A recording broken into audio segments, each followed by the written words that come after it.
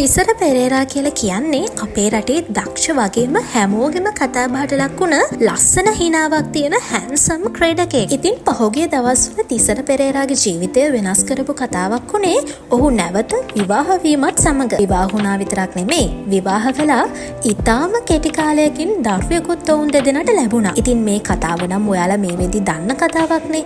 ඒත් පහුගිය දවසක තිසර පෙරේරාගේ කලින් බිරිඳ වන ශෙරමෙ දිනුෂිකා අමුතුම ආන්දෝලනාත්මක කතාවක් සිය ඉන්ස්ටාග්‍රෑම් ගිණුමේ ස්ටෝරි එකක් විදිහට දාලා තියෙනවා. අය කියන විදිහට මෙන්න මෙහෙම කතාවක් තමයි වෙලා තියෙන්නේ. පැටව නැති හරක් හොය හොය සල්ලි අරන් පැටව හදලා දෙන බිස්නස් එකේ ලොකු අක්කටත් කියලා කීයක් හරි අරන් ඒ මහත්තයාටත් පැට්ටෙක් හදලා දුන්නොත් හොඳ නැද්ද? කල් පැනලා නේද දැන්? නැත්තම් සල්ලි වලට ඒ එළදෙන වටේ යන යෑමට එයත් නංගි වගේ වෙන හරකෙක්ගෙන් බඩ වෙයි. අර බෝරුවා මගේ වෙන්නේ නැති කියලා පැටිය හදයි. පැය ගානට සල්ලි වේදම් කරපු ක්‍රිකට් ක්‍රීඩකයෝ නම් දන්නවා ගොඩක් විස්තර අක්කි බබා ගැනත් මට වඩා. අනිත් හරකි නම් ලෙස්බියන්නේ. ඒක කතා කරලා වැඩක් නැහැ. නියම එළහරක් පටියට ගැලපෙනම මේ හරක් හම්බෙලා සතුටින් ඉන්න. මේ සඳහනේ අපිට හිතන විදිහට නම් ලොකු අක්කා කියලා කියන්නේ තිසරගේ අලුත් බිරිඳ නිෂි හතුරුසිංහගේ ලොකු අක්කා. අපි හැමෝම දන්න ටනාෂට වෙන්න ඕනේ. ඒ වගේම ඇය සල්ලි වලට විවිධ පුද්ගලයන් සමග වට යනවා වගේ කතාවක් තමයි